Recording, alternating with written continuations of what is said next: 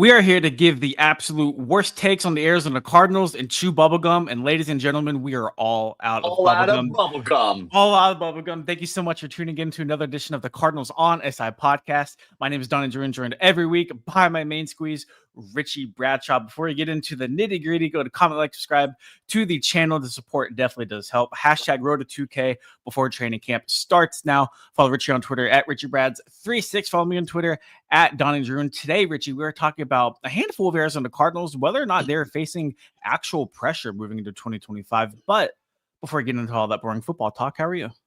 It's hot, Donnie. It is 112 degrees. I took Harley Quinn out for breakfast in the morning. At 6:30, it was 89 degrees at 6:30 in the morning. So it is that time of year. But, I will take this weather for sometimes 4.5 months out of the year if it means great weather the rest of the year. So we're slumming through it, Mr. Drew, and we're slumming through it. I was going to say a It's a wise dry Arizona heat. State coach. It is a dry heat. Don't let anybody else tell you differently. What's up, Kelly? It's Phoenix in the Kelly, chat. good to see you. A wise Arizona State coach once said, "You can't shovel sunshine." That's always stuck You with me can't since being shovel out sunshine, here. baby. It's a bad day to own stock in clouds out here in the wonderful state of Arizona. As somebody who's lived on the East Coast and shoveled snow, this heat absolutely sucks. But it's awesome wearing shorts and t-shirts here in the wintertime for Christmas. It's hotter than me outside today. Yeah, it is. All right, my man. So there's a lot of we talked about this on the last episode of the podcast. We can debate whether or not it's boom or bust for the Arizona Cardinals this year, moving into postseason talks and the potential that comes with that. You and I are on different sides of the fence whenever it comes to that, but there are pressure whenever it comes to certain players, maybe other figures within the organization that some guys are facing heading into 2025. I thought it'd be a fun idea on this wonderful Monday, the very last day of June, Richie Bradshaw. Talk about maybe some guys who are facing pressure, maybe some guys who are wrongly facing some pressure. So we're going to go through just, I think there's like 6 guys total plus an extra at the end. We'll talk about whether or not we think they're actually facing pressure moving into 2025. And maybe what better guy to start us off, Richie, than offensive coordinator Drew Petzing. It's his 3rd year in the desert. Did not have a healthy Kyler Murray until the back half of his 1st year in the desert. Had Josh Dobbs and Clayton Tune featuring. Before that, 2024 gets a full year of Kyler Murray. I think they finished 12th in total offense, right outside the top 10 So both in yards deceptive. and points per game. So deceptive, man. And we'll talk about that here in a second. But 3rd year for Drew Petzing, who did get a head coaching interview this offseason. He sure did. Chicago? Chicago, yeah. It never felt like Drew was an actual candidate for that job, given Ben Johnson was the clear and established favorite. But it does say something to where Petzing is respected across the NFL. Now, whether that's true for the Arizona Cardinals fan base can and will very much be debated until the end of time. But Richie, give me your thoughts. Drew Petzing, is he under pressure heading to 2025? So, couple thoughts. First of all, I love the font that you have for his last name. Totally just gives me Friday the 13th vibes. It's like that for every single player, so I'm glad you like it. Oh, I love that. Second of all, I think it is very, very much worth noting that Petzing did get the head coaching interview. And the reason why it's worth noting is because the league does hold him in high esteem. They see a young, innovative offensive mind, and they're waiting for everything to conglomerate and come together. The NFL is dying for those kind of young offensive minds. They want the next Sean McVay, the next Kyle Shanahan, Mike McDaniel, who I know Miami's down right now, but I know Miami's also pretty good when they're healthy. Like that's what the league is craving. And Petzing could be that next guy in line. Now, unfortunately, we have not seen it in 2 years, but the head coaching interview, what that tells me is that there is hope, not just among the Cardinals, but the rest of the league as well. Now, to Brian, good morning, my man. I did not have enough shirts, so I had to cut the sleeves off of this one. Sun's out and no guns out. That's for sure. That's why I'm lower on the screen. No, he is under pressure this year because year 3 is the pivotal year for any coaching staff, head coach, coordinator, whatever. That's your mark. Is it's time to see whether or not everything is settling in or if we need to blow it up and start over. So the Cardinals offense finishes 12th last year. Very deceptive because I'm pretty sure, Donnie, if we ask Cardinal fans how they felt about the offense last year, I feel like not a lot of them would say super confident. I feel like a lot of that production was the first half of the season because the second half of the year, I thought it was hard to move the ball with anyone that wasn't James Conner or Trey McBride. Yeah, I would agree. And to Steve's point here, is he that innovative when he couldn't figure out how to put Marv in his best situations and kept Wilson underwhelming? Exactly. And I think that Yep. was maybe the big gripe with Petzing last year is that, how do you have a Maserati but keep it in the garage? You have the number 4 overall pick in Marvin Harrison Jr. You have to figure out Maserati how to Marv. use him. And like to be fair, like it did feel like Marv got better as the season went on. It felt like they were using him a little bit better. But overall, looking back at his 2024 season, very underwhelming, which is scary to say about a rookie receiver who caught 8 touchdown passes, but that's neither here nor there. I And think when looking at 5 yards under 900. 895 is pretty dang solid. That's career years for a lot of guys, but we're so stuck with the 1,000-yard barrier that we see typically 20 guys at most of like 100 receivers in the league eclipse. So 895, pretty dang good, but it wasn't 1,000. And unfortunately, how many of the other guys in his draft class did get 1,000? That put that stigma on Marvin Harrison. But you know what, Donnie? We've talked about Marvin Harrison a lot, so like I let's said, get back to we're Petzing. to talk about him a little bit more later, not to Oh, play spoiler to anybody. I know, no say. But Drew Petzing, yeah, I do think there's definite pressure on him moving into this season, and there's been so much talk. We alluded to it last week on the podcast. Of who's first to go? Is it Kyler? Is it Drew? If the Cardinals have another down year offensively, I think you can make an argument that Drew Petzing is the first guy to go above Kyler Murray if they do want to make a change on the offense side of the ball. So it feels like the ingredients are there, the pieces are there, Richie. It's very much up to Drew Petzing to see how far this Cardinals offense can go. Obviously, taking into account Kyler Murray and maybe some decisions or turnovers that he may or may not have in 2025. It starts and ends with Drew Petzing calling the plays, dialing everything up. And so I do think there's a lot of heat on him this year. right. And one thing that I do want to add, because this comes from Richie Bradshaw. Let's try again. Comes from Richie Bradshaw. Used to being a big time Kyler defender was Mhm. we've seen him at his best, but his best was when Cliff Kingsbury had dialed in a great offense to surround Kyler. His rookie season 2019 pretty dang solid. 2020 and 2021 we were like, this guy is on his way to being top 10, and he was just outside of it if he was not in it. But then after that, obviously the injuries happened, sure, but we also just have not seen Kyler at his best, and it's not a coincidence that the offenses that he's playing in now are just not doing it. Because again, the Cliff Kingsbury, right? Cardinal fans do not have a lot of love for him. I understand, but look at the buyer's remorse that we have now that we saw Jaden Daniels have a historic Ooh. rookie season, right? I don't And know if it's we can compare because apples to oranges, Richie hold Bradshaw. on, hold on, hold I'll on. stay with you. I'll stay with you. It's Jaden is phenomenal, talented in every way. We can't say that Kyler is not as talented because there was so much hype for Kyler coming in. So Yeah. it's not a coincidence that Cliff comes in, presents an offense that worked for Kyler that is also working for Jaden, and look at the way Jaden goes off. So, I mean, it's about play calling. It really, truly is. Again, we'll talk more about Kyler and everything because play calling does not affect bad throwing decisions, but it does affect the way that routes are set up, the way that protections are set up, and the way that everything is able to flow in front of you. From there, it's on Kyler to make the reads. But we've seen Kyler able to be a top 10 quarterback before. It's still there. I truly do believe that. But we're talking about we're going into our 5th season since 2021. So where to go?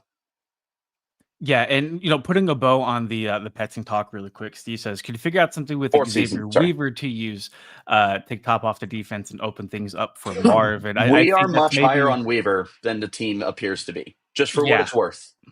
I would agree. But that being said, I do think the team is high on Weaver moving There's a into reason they kept him. 2025. Right, he made the roster, man. That's Right. for a guy who didn't exactly get picked in the first or second round, like for him to have stuck around on a quote unquote like top heavy Cardinals receiving depth chart. Like I do think that says something. Whether or not he can take a big step forward in year two, we'll see. But Right.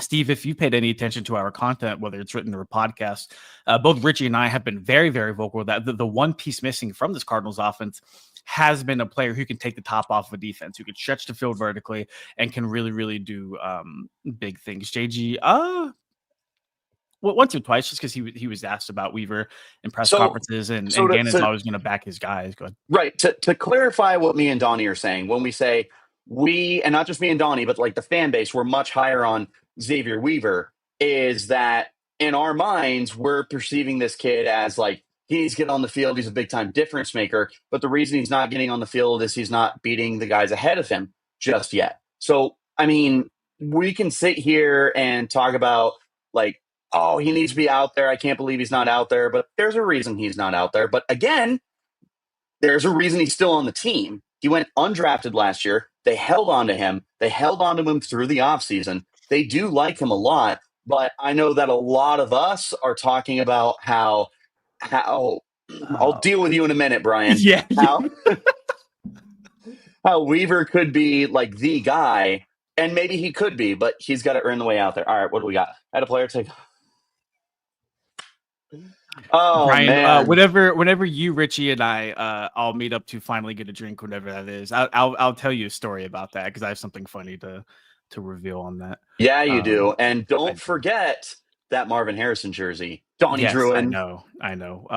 One of his weaknesses was that he was weak. He had muscle this season. I do think so. That wasn't like a standout. Oh, look at Xavier Weaver, like he looks great. It wasn't like a Marv thing. But you would assume that David a Boston? guy in a full year of the NFL's like strength and conditioning program that he did add on some really good weight. So we'll see, man. Xavier Weaver is not going to be the end all be all, the final missing puzzle piece for the Cardinals offense, but like maybe he can be something.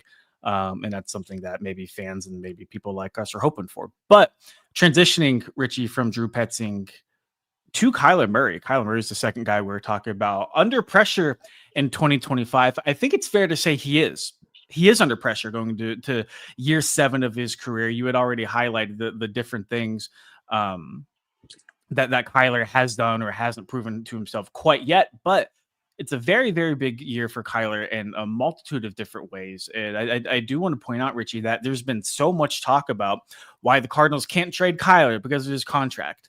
They can save $35 million against the cap next offseason if they trade him. That Yeah. contract after 2025 is not going to be something that withholds the Cardinals from making a move if they feel like. Now, that being said, on the other side of the coin, Richie, the Cardinals have been nothing short of complimentary towards Kyler Murray from top to bottom, from the front office to the coaching staff to the roster around him. They legitimately do believe in Kyler Murray heading into this season, and rightfully so. Right. Because again, Kyler Murray is a good quarterback. That talent Mhm. is still there. We have not seen it in a long time. Part of that is coaching, part of that is him, part of that is the injury. We're going to be 2.5 years removed from the injury, right? You typically are looking for the ACL surgeries, at least historically. The first year, typically pretty difficult to come back from. The second year is significantly better. Kyler tore his halfway through the season in 2021, More towards it was like December, more towards that. 2022. He did it on Monday Right. Night Football against the Patriots. Right. So then it takes him a year from there to get back on the field. Last Mhm. year was second year, very up and down. First start of the year, great. Last part of the year, terrible. You would think, and you're hoping that at this point, everything is cleared from his mind so that he can just be completely dialed in on the field. But there is a lot of pressure on Murray. And one of the things that you point out, Donnie, about being able to save the money on his contract next year. Here's the thing: the most important position in sports, not the NFL, sports, is quarterback. And a lot of teams are dying to get quarterbacks. Now, you look at next year's quarterback class, there's a lot of guys. Potentially Arch Manning, potentially not. But you still have Cade Klubnik, Drew Aller, potentially Sam Levitt or Sawyer Robertson Lindor Sellers. or Lenore Sellers, Garrett Nussmeier, Carson Beck. There's a lot of quarterbacks next year. But what happens when you outplay your position for one of the top quarterbacks? Because we've seen reaching on a quarterback in the first round and you grab quarterback 5, quarterback 6 doesn't always work. Denver, it worked out when they took Bo Nix as the 6th quarterback off the board with the 12th pick. That doesn't happen very often. So what happens when a team that maybe is a quarterback away, but they're picking too late in the first round to be able to go up and get one of their guys? They could call the Cardinals and say, look, we like Kyler. We think Kyler's more than good enough to work this offense. Let's try and get something figured out. So even with how deep next year's quarterback class is, you could have teams, cough, cough, Pittsburgh Steelers, that just play themselves out of position to get a quarterback. So there is legitimate trade value to Kyler Murray. There really, truly is. Oh, dude, for sure. And I do want to go on record and say that I do think Kyler is back with the organization in 2026, barring something crazy, barring like a meltdown in his ability and play in 2025. I just have a very hard time thinking that the Cardinals want to move off of Kyler unless this 2025 season is so clearly on him. It's night and day evident that, hey, man, we didn't get to where we wanted to be because of Kyler Murray. And maybe from there, they can figure things out and they can maybe see what's best for them for both long-term and short-term in terms of the future of the Arizona Cardinals. But I have such a hard time buying that Kyler is like not on the hot seat, but that like he's on his way out of town again, unless he just totally shits the bed. But we'll see. Yeah. We do have a lot of comments to catch up on in the chat. He says, I don't know if Weaver's going to be anything. He could be 10% as good as Seahawks fans, podcasters think Torrey Horton's going to be. Definitely something, my man. Mr. Fat Gangster, what's up, man? Thanks for checking us out. The offensive philosophy appeared to be more geared towards chewing up the clock, which is fine after gaining a lead, but when we're behind, we need to be more than one-dimensional. And so I do want to touch possession on this is an overrated stat. It is. But die on that hill. The Cardinals and what they do very, very well offensively, Richie, is their run scheming is second to none. Like their ability to run the football and at a high level has been so good and crucial for the Cardinals in the 2 years that Drew Petzing has been in charge of the offense. But where things get a little bit tricky is that when you rely so heavily on the run and defenses are able to stop it and put you into obvious pass scenarios on second and third down, then the water gets a little thick, right? You know, you can't maybe swim upstream as you would like to. You're kind of forced to be dictated by what the defense wants to do rather than it being vice versa, right? So I think that's a problem the Cardinals found themselves in too often, especially down the second half of the 2024 season, where they weren't able to have that balanced approach. Because more than anything, when you're humming on the offensive side of the ball, when James Conner is popping 4 or 5 yards per carry, what do? Richie? Defenses creep up to the line of scrimmage and want to stack the box, stop the run. All of a sudden, play action, little over to Marvin Harrison Jr., little cross pattern to Trey McBride. You're in business. You're in business, and you're keeping the defense completely honest. And that's just something they weren't able to do towards the second half of the season. Shout Cardinals, better late than never. Hashtag Rodoni Hours. Hashtag Richie Brads with the Sun City Life. What's the Sun City Life? I don't know what that means. Like? That better be a compliment. Better be. And then Mr. Fat Gangster says, fair or not, Kyler has a fan base that is desperate for winning seasons. And absolutely, 2025 should be year the Cardinals pick the playoffs. They should be competing for a postseason spot. And a lot of that is going to hang on the shoulder and the arm talent of one Kyler Murray. Yeah. So it's as a famous Tallahassee from Zombieland has said, and I've made this reference many times because it's so true, Donnie. Shake your head all you want, but it's nut up or shut up time. So now's the time, man. Laugh all you want. That's the situation we're in. I just didn't expect. Here goes our monetization. Here goes monetization. Shit or get off the pot. We weren't making money off this anyway, my man. So sticking on the offensive side of the ball, Isaiah Adams, returning right guard. If anybody recalls, Will Hernandez was the starter heading to last season. Gets hurt very early in the year, I think week 3, tears his ACL. Isaiah Adams and Tristan Colon rotate at right guard until Isaiah Adams kind of takes a spot for good at right guard for the Cardinals. End of 2024, they have not brought back Will Hernandez, which would lead one to believe, Richie Bradshaw, that they really like They're Isaiah in. Adams at right guard. They are in on him as their starter moving into 2025. Is there pressure on him to perform? Because I certainly believe there is. Oh yeah, no, there definitely is. And if you keep up with my content, you know that I have been hypercritical of the right side of the line and especially right guard because we don't know what's going on there. And it's a position that truly does scare me a little bit. But I do want to give a little bit of hope towards the Isaiah Adams camp because clearly the Cardinals are invested in him because they had an opportunity and still have a present opportunity to bring back Will Hernandez. They could have gone for Kevin Zeitler, who is in his mid to late 30s, still playing at a high level. Like, there were options out there, but they did not explore those options. And they drafted a left guard in the draft with Hayden Connor. Now, could he kick to right? Sure, but I don't really see that being a possibility at this point in time. So they are invested in Isaiah Adams, which does put pressure on you, right, wrong, or indifferent. Let's see how he steps up to it. I'm certainly rooting for him and whatnot. I have my I have my reservations with it. Yeah, rightfully so. Not like bad reservations either. No, I'm rooting for him. No, for sure. I don't think this is like, oh, he has a short leash moving into 2025. Like if he has one bad game, the Cardinals are going to yank him and they won't know what to do. I do think they trust Isaiah, mostly because they were able to see him start as a rookie, and there's hope that he can build off of that foundation he laid last Right. year.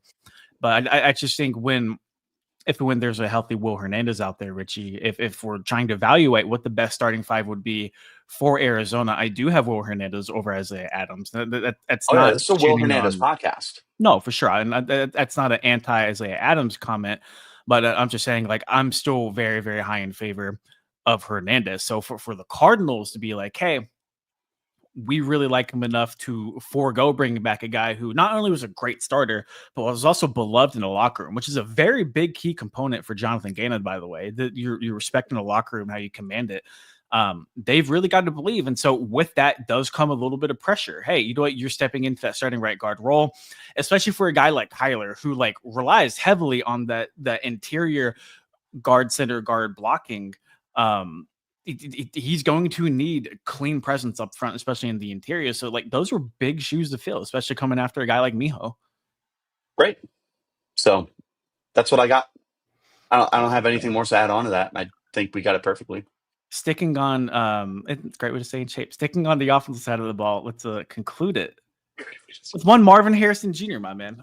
Before we get into it, let's catch up on the chat really quick. Brian says, I think people have seen Stroud and Daniels have rookie success and think that happens with all the rookie quarterbacks when it is actually a fallacy.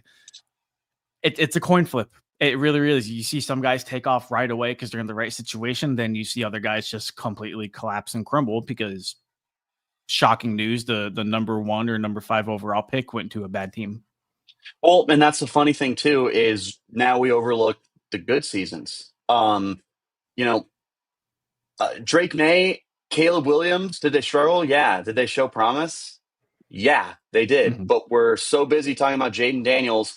And Bo Nix had a really good season. He got some well-deserved attention. But a lot of people said Caleb Williams had a horrible rookie season and he looks like a bust. And I'm sitting there, I'm like, that could not be further from the truth. If you want to criticize him, sure. But just because he got outplayed by the number 2 pick doesn't mean anything.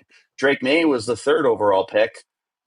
He looked like he was starting to figure it out too. So yeah, you do get very fascinated when you have those rookie quarterbacks that go out and have those historic seasons. I mean, this goes back forever when we had Cam Newton and Andrew Luck forever, 15 years ago. Still very uncomfortable. But point being, it's a what have you done for me lately league.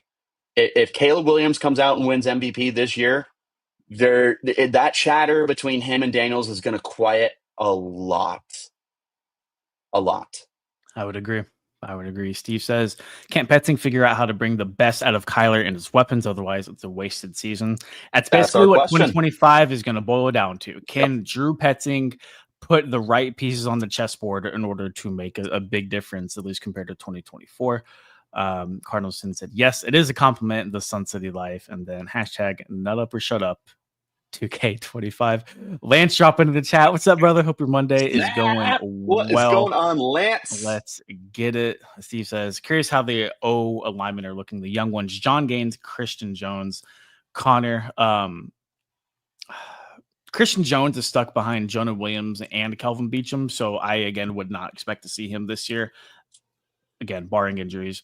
John Gaines, they like John Gaines, but Gaines just hasn't been able to really like find his footing in the room.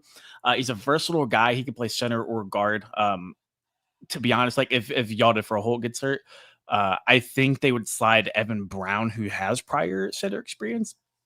I think they would slide him to center and then somebody else at left guard. That's just my 2 cents from what I've gathered from everything. Y'all see Yelda in the octagon. I did see that. Froholt, I don't know if you saw Richie. He and a couple other Cardinals linemen were I in did. Vegas. I did. You got some UFC guys.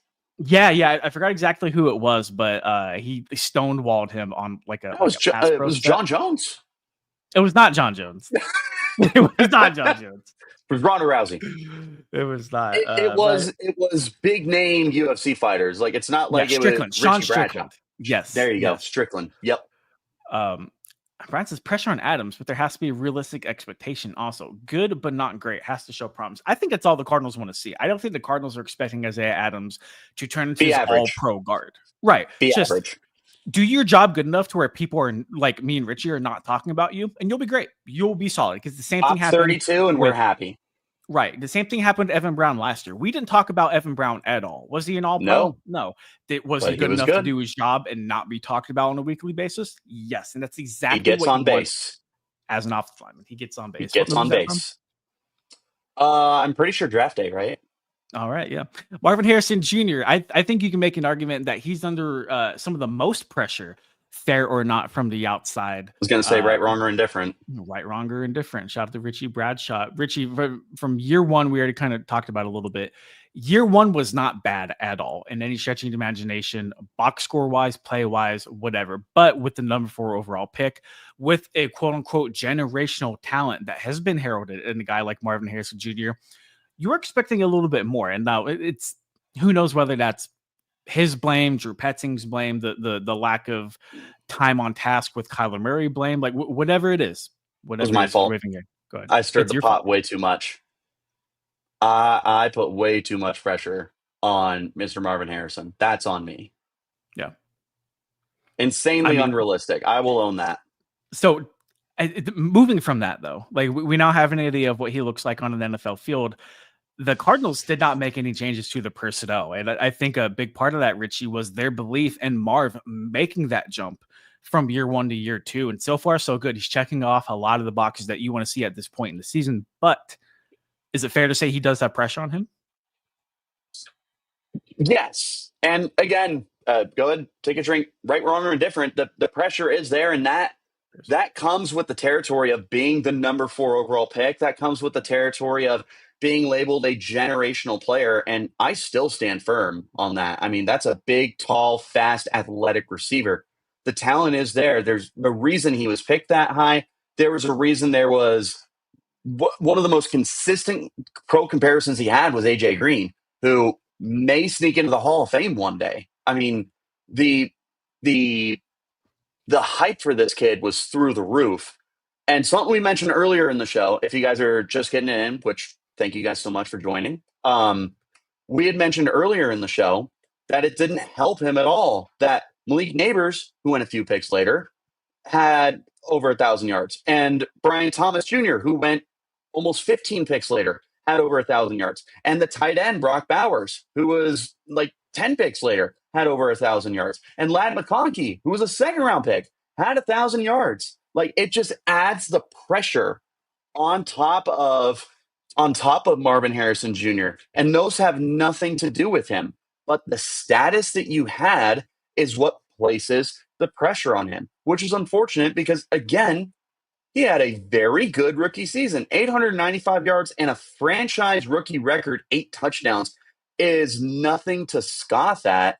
Mm-mm. But yeah, Donnie, you do go into year two with expectations of, look, you got to hit 1,000 yards.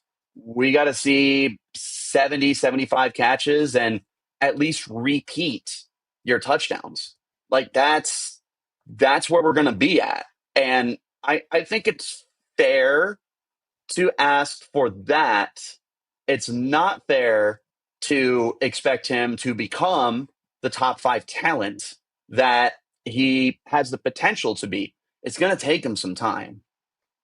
So I feel like I'm on the opposite end of the spectrum there because I don't want to put any like numerical goals on Marv. Like considering the offense that he plays in, right? He's in a run heavy Drew Petting scheme that loves to use multiple tight end sets. Sure. Well, He's not even the I'm not trying to say that's the expectation, but that's what people are going to look at, sure. Donnie. He didn't hit 1,000 yards this year. He had a horrible rookie season.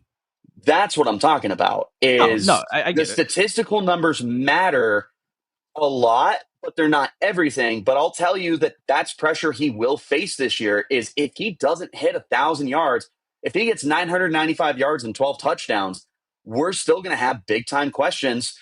Not me and you. I don't have any questions going into this No, year. I I don't just either. want to see him take that step forward. But the rest of the league and a lot of the media will have those questions. That's what I meant.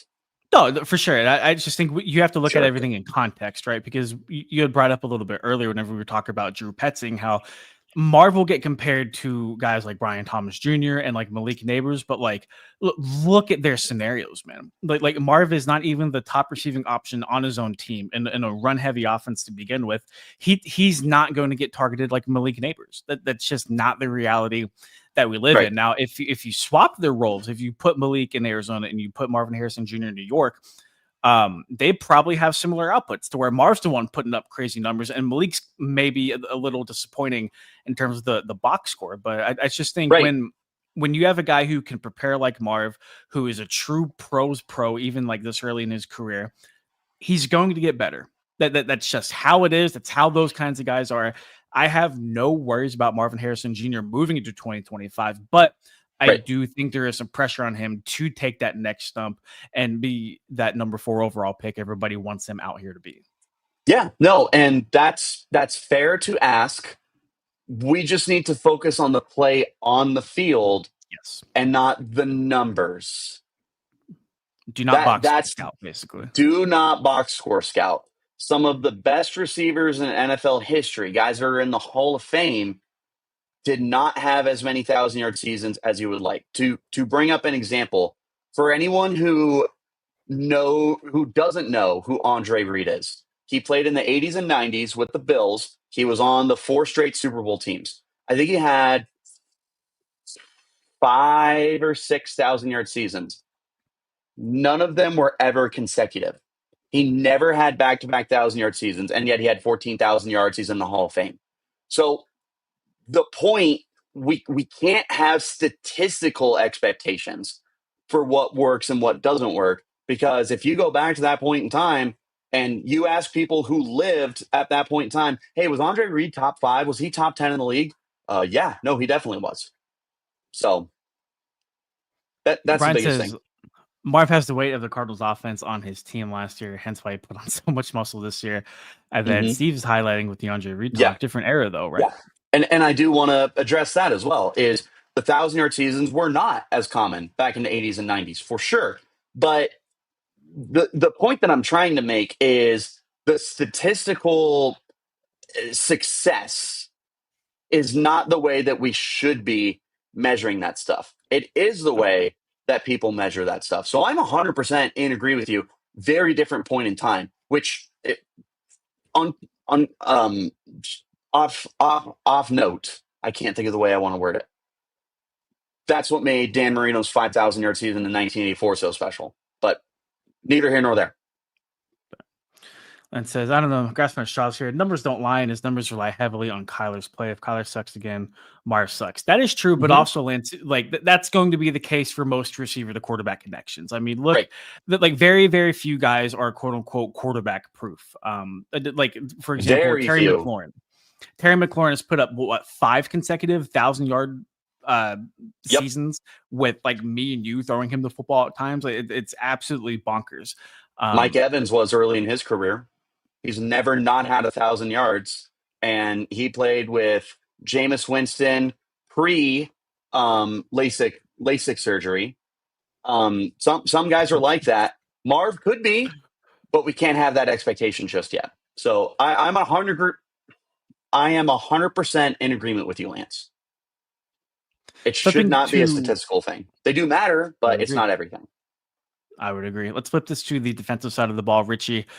Josh Sweat, and I had brought this up to you before we started recording, just kind of going over the players we were going to talk about and maybe debate if they're going to be under pressure in 2025. And you had an interesting reaction, man. You asked me not to kind of explain myself, but I gave him my 2 cents on why I thought he was going to be under pressure this year. My whole thing was if you're going to be brought in as Monty Fort's by far biggest fish out of the free agency pool, it's just shy of $20 million per year annually to come here and be a number one pass rusher. Yeah, I think there's going to be a little bit of pressure on you. Do I think there's expectations of him to turn into TJ Watt or Miles Garrett? No, No, no, absolutely no, not. no, no, no, But no, I, no. I, I do think the Cardinals now, for the first time in a few years, have a bona fide stud number one guy to get to a quarterback.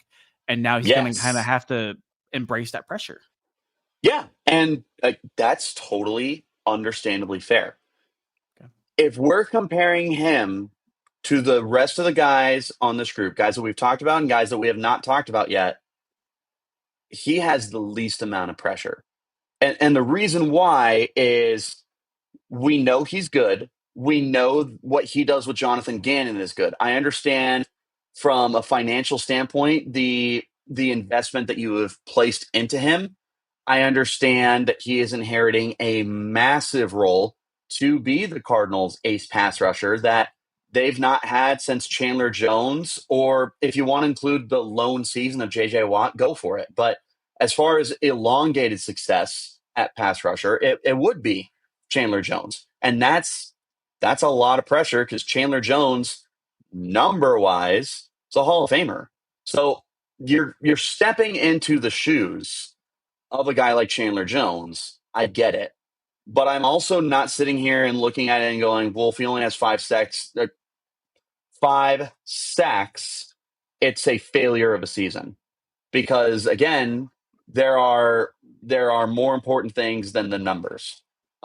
Sacks aren't everything. They're very important and they are a very sexy stat, but it's not everything. If he comes out and he is, we'll use PFF as an example. If he's top 10 in pass rush grade, if he is top 10 in run defense grade, you take that, even if it's 5 sacks. I will agree. Lance actually brings up a really good point here. If Sweat doesn't produce an example, numbers again, numbers don't lie. He'll be a bust for agent signing. For example, I love Zaven, what he brings, but everyone thinks he's a bust because he hasn't lived up to the first round selection status. Right. Yeah. Yeah. And, specifically talk about Zaven for a second. Run support, he's tremendous. He's such a good linebacker in terms of stopping the run, but edge rushers, the hope and the bright lights around them comes in terms of getting to the passer. Richie, that's just not something he's been able to do in the short amount of time that he's been an edge rusher in Arizona. Right. That's just not something he's capable of doing, at least at a high level. So that's why when you bring in a guy like Sweat, who has an established track record, especially under Jonathan Mm-hmm. Gannon, and I think that maybe helps the cause a little bit. Is okay, like you're That's back in why I don't have Arizona questions personally. because it's under Gannon. Right. Yeah, no, 100%. And I'm not saying that's right, but that's where I'm at with it. That's the reason why. And to play on Lance's point, with with the stigma of this is the most expensive player that Austin Fort has ever spent money on, yeah, that is very real status that you are placing on him. In the same way that Zaven is unsuccessful because he was a first round pick, and we can dissect the reasons why he has not been successful. And I think a lot of that's coaching, but it's neither here nor there. He hasn't lived up to it, which is totally understandable. So in the sense of if the numbers aren't there, I totally agree with you that you would measure that as unsuccessful, because that stuff matters so much. Back to you, Donnie. Very much agree. Brian says Sweat might see more double teams. So I judge based on the room results also. And like that's the hope, right? That Aaron Browning breakout, baby.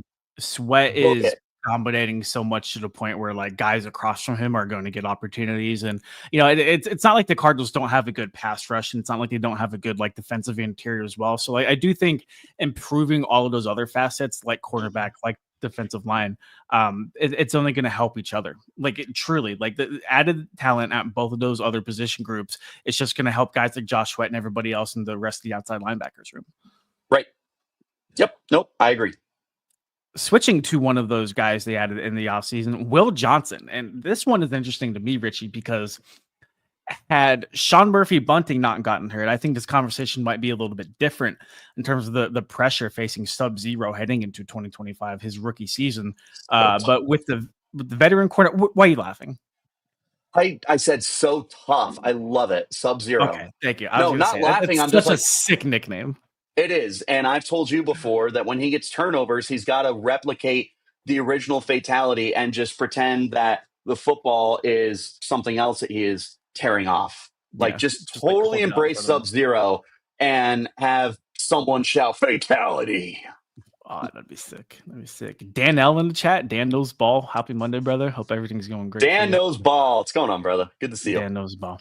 Will Johnson, though, there's a legitimate opening for him to make an instant impact right away with Sean Murphy Bunting out of the picture, because you would assume in like nickel packages, Garrett Williams is going to be the slot guy, and then it's either going to be 2 out of the 3 of Max Melton, Starling Thomas, or Will Johnson on the boundary outside of him. Johnson, he had the knee stuff, he had the hamstring stuff, which kept him out of the combine and that last OTA practice that media members were at. But he seems to be healthy. He seems to be good to go. The Cardinals are trying to be smart with him. If he's healthy, it is something that we've been very adamant on, Richie. If he is healthy this year, he can do a lot of damage. Like his length, his nose for the football, his ability to generate turnovers, it is real. The Cardinals have not had a cornerback like this in a very long time. Not since prime PP21. Mm-hmm.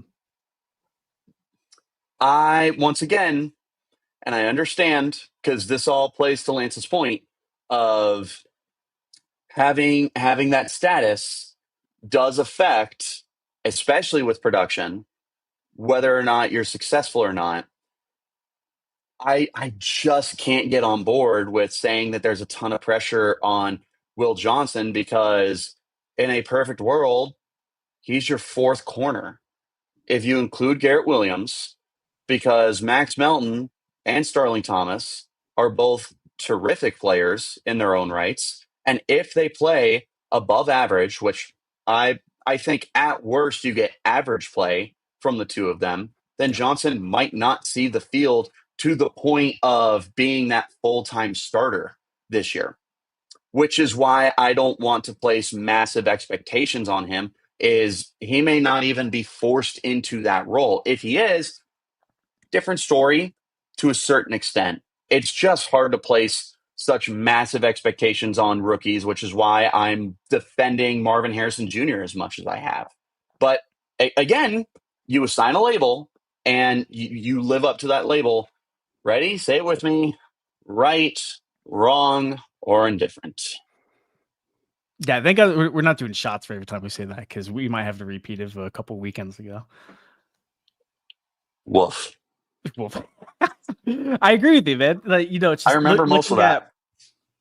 I don't remember most of it. I know. Will Johnson, though, whatever it comes to what should be expected out of him in 2025, I just think it's so hard to carve out like a solidified role for him because the Cardinals may sit back even with Sean Murphy Bunting out and be like, hey, man, we're not going to rush you. Like, you're very much a guy who should play a long time in this league. You have all the traits, you have all the tools. I don't want to throw you into the fire when we have other talented corners who could be playing above you.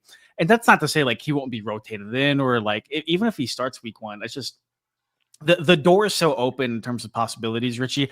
I could very much understand if the Cardinals fully believe in him to start from day 1, or if they kind of want to take the slow track with him and maybe ease him into a little bit, just maybe not right out of Yeah. the gates. Hopefully that's the case. Bottom line. Lance says, I'd love to see him play a lot. I'm scared that this coaching staff usually doesn't allow rookies to play a lot of snaps. So, see, I feel Which like the isn't a Cardinals bad have, thing. I feel like they've relied on a handful of rookies to High guide picks, them though. since Jonathan Gannon. Maybe out of necessity the first year, but even last season, I mean, like Harrison played a lot. Robinson would have played a lot if he didn't get hurt, and his like mom unfortunately didn't pass. Max Melton played a lot last year. Like Isaiah Adams, obviously after Will Hernandez got hurt. So I think Some of that was forced, but you right, also just named 2 first-round picks, and Paris Johnson played a lot because he was a first-round pick. right, and Garrett Williams, whenever he eventually got healthy, like he played a decent amount whenever he rebounded. So, whether out of necessity or not, I do feel like the Cardinals have done a pretty good job of relying on their young talent for one reason or another, though. So, Sure. Brian does say rookie corners scare me when they give them too much pressure or putting them on islands early. But here's the thing, though, we maybe talked about this with receivers, is that some guys can explode right out of the gates. I'm looking at Patrick Surtain as one of those guys. It's slipped my mind. Who's Sauce the other? Gardner, Sauce Gardner. His rookie year was defensive rookie of the absolutely year. phenomenal. Yep. I mean, those guys. Not that cornerback isn't a hard position to play because it absolutely Right. is, but some guys just click. Some guys get put into the CB1 role early, and they're able to handle it. And when you talk about Will Johnson, had there not been the concerns around his long-term status with the knee, like we're talking about one of the best corners, if not the best cornerback prospect in the class outside of Travis Hunter. Right. And that's why, even though he was a second-round pick, he is going to carry exceptionally massive expectations. He will. I'm not saying it's going to be Surtain level. I'm not saying it's going to be Sauce Gardner level. I'm not going to say it's Derek Stingley level, but there will be hefty expectations. There's already hefty expectations from the fan base. So we'll wait and see. Carlson asked, do you think we see more veterans play more snaps this preseason compared to last, which was basically none? I get there's an injury risk, but less of a chance you look rusty going into New Orleans. I kind of go back and forth on this, Ryan, because I'm one of those guys who does believe you need time on task with each other. Those reps together in a live football setting, I think are crucial. The Cardinals last year wanted no part of that. They absolutely wanted to minimize injury. And what happened? They lost BJ Ojulari during a training camp practice. They lost Darius Robinson during a preseason practice. Like the injuries are going to happen. You cannot control them. You cannot, to quote the great Mike Tomlin, live in your fears whenever it comes to injuries. So you would think maybe they tweak it a little bit, especially with how slow guys like Marvin Harrison Jr. got out of the gates last year. TBD, my man. TBD. Richie, do you have anything? No, I think we covered that well as far as preseason goes.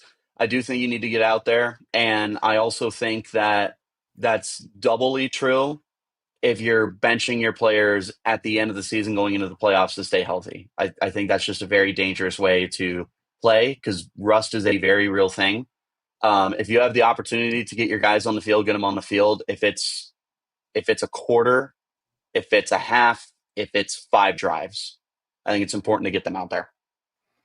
Steve asked, any Elijah Jones sightings or news? Elijah Jones kind of forgotten about a little bit, man. Very Him and forgotten Pinchot, about. yeah. Pretty high pick, right? He was a 3rd rounder, right? He sure was. Day 2 guy. I can't off the top of my head remember seeing him or anything notable with Elijah Jones. I think he should be ready for training camp. Don't quote me on that. But yeah, he's kind of forgotten about, but he's a lengthy dude who had a good college career. Never really got to show anything last year too, thanks to injuries. But I was going to say he was recovering. So yeah, Lance is by far the Denver draft right here. Will Johnson, Jakai, I think I said that right. Excuse me if I didn't. Says, I think the young guys will get a lot of burn this preseason. They are the depth. I absolutely agree. I do think a lot of the young guys will play a lot. Jakai, good seeing you, man. And then Lance says, when do we start back with some field work? Can we go through a quick wishful 53? That we'll do that on another episode. We're already at 50 minutes right now. We still got a couple more guys to talk about, but that will be coming, Lance. Also, I would expect that in some written form at sl.com/NFL/Cardinals. So thanks for everybody popping in the chat. Richie, let's wrap Will Johnson up really quick. Yes, pressure, no pressure. Seeing it is what it is on a weekly basis. How are you approaching him? It is what it is on a weekly basis, especially for the corner position. There's so many guys that are up and down. So completely agree, man. So we went through most of the guys who we primarily wanted to talk about. There are some other guys who I just wanted to throw out there, maybe get Richie's and everybody else in the chat's 2 cents on other Cardinals who may be under pressure in 2025. BJ Ojulari had a lot of hype around him. Seemed to catch on during his rookie season at the tail end of it. Missed all of last season with that devastating knee injury, working his way back. There's a bunch of new faces in the pass rush room now. I do think this third and pivotal year will be big for him to kind of not only like stake his claim saying, hey, I at least belong in this roster, but to show that, hey, I know there's new guys around me, but like I'm still that dude from LSU. I'm still that number 18 for a reason. Let me show you why. Yeah. So wait and see. You gotta minimize your expectations for a dude who's coming off of about the worst knee injury that you could. It was up there with J.K. Dobbins' knee injury that we saw a few years ago. Up there with like a Marcus Lattimore injury.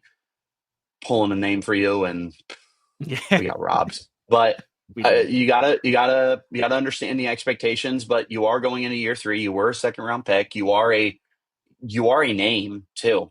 It's not like no one knows who BJ Ojulari is. Part of that's on your brother. Part of that is you play at LSU. So there are expectations here. Trey Benson, I don't think there's pressure on him. I was just curious to see if you had any 2 cents on him. I don't think especially with James Conner still in the mix too, and Conner very much so is going to be that workhorse back again in 2025. I was just seeing if you had any reaction to it. Darius Robinson, I think that's maybe a little bit more of a realistic option in terms of pressure. Right. Maybe not the weight of the world on his shoulders. I think, especially given everything that happened to him last year. Dude, I just get flashbacks last training camp where he looked so great, man. He looked so good at training camp last year, and that it felt like we were kind of robbed of what could have been a very, very big rookie season. So, again, man, like there's a bunch of new faces in the defensive line room and the outside linebackers room. Does Darius feel a little bit of pressure to really bounce back and make a name for himself in 2025? Sure. Is there like pressure for him to be a double-digit sack guy considering everything else around him? Absolutely not. I don't believe so. No, there shouldn't be. I would say the most pressure he's going to face is your snap count because Walter Nolan is here and Dalvin Tomlinson is here and Calais Campbell is here for now. And you do expect a cut to be made. Bilal Nichols is here. Justin Jones is here. LJ Collier is here. Yep. Dante Stills is here. There's a lot of guys. You need to find a way to get onto the field. Who's the undrafted free agent from Tennessee that everyone loves? Oh, who is he? I can't remember his name, but he's also he's also getting a lot of love too. So Darius has got to find the football field this year, and that's not going to be easy. Dude, how do I not remember his name right now, man? What is going on? Okay, I'll spend all afternoon trying to look him up. Brian says, president of the Darius Robinson fan club, I wouldn't want to tell him about pressure. He might go Hulk mode. He did beef up. That dude beefed up a big time. Elijah Simmons. Yep. There we go. That's why Dan knows ball. That's why Dan knows ball. It's not Elijah Simmons? Is it Elijah? Yeah. Okay, it is Elijah. Yeah. Okay. My bad. I don't know ball. Please ignore me. Dan knows ball, though. Dan knows ball. Last but certainly not least, Jonathan Gannon. Yes. People have thrown around his name being on the hot seat this year. I do not buy that at all. Like it's same thing. What I said about Kyler earlier in the show is it would have to take something drastic, and I'm talking 17. Like 0-17, 2-15, whatever. It would have to take something crazy for Jonathan Gannon to not be in a head coach spot in 2026 with Arizona. That being said, though, like I just want to throw out there, like it's his third year as the head coach. The third year is the biggest and most pivotal year. 4 guys in his spot for a reason. It really tells you kind of the direction and the trajectory of where they may or may not be going. So like not insane amount of pressure. I do think it is postseason or bust in Arizona. Richie obviously disagrees with that a little bit, but just looking third year, JG, see what you got, my man. See what you got. What you got? Let's see it.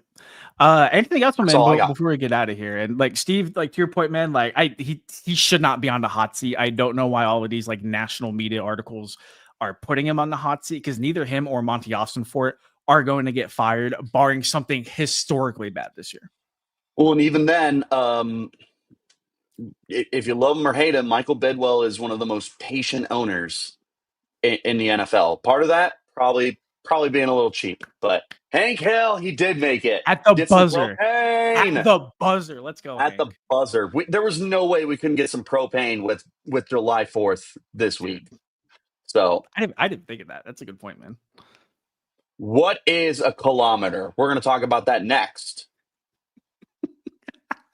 All right, man. Let's get out of here. We spent almost an hour yapping. Do you have any closing final thoughts? I have no closing final thoughts. I think that we left it all on the field today, and I'm proud of the way that we came out and showed up. We're hoping that we can continue this momentum for the rest of the year, and we're on to Cincinnati. And it's a great way to stay in shape. And it's a great way to stay in shape. All right, I think we might be back a little bit later this week. Oh god, we got some great comments popping right now. The Cards on the Line's 2023 trajectory, absolutely. That comparison has been made, very, very much so. I subscribe to that theory. Expectations and pressure, we are all inside you. Lance at the DD and the RB show. Good job, fellas. Lance, thank you for checking us out, my man. Thank everybody else for popping in too. Much appreciated. It's a Monday during a lunchtime. Like, we didn't expect anybody to really be on, but we just needed a yap so damn bad, bro. I love the sound of my own voice. So any opportunity I get to put myself in front of a mic, I'm going to take it. I'm Ron Burgundy. Steve, greatly appreciate you, my man. Thanks for all the comments. You too, Lance. Everybody, hit that like button. Much appreciated. Appreciate y'all. Road to 2,000 subscribers. We're trying to get there before training camp. Whether or not we will, we'll see. We will see, but we will be back later this week. Thank you so much for tuning in to another edition of the Cardinals on SI podcast. Follow Richie on Twitter at RichieBrads36.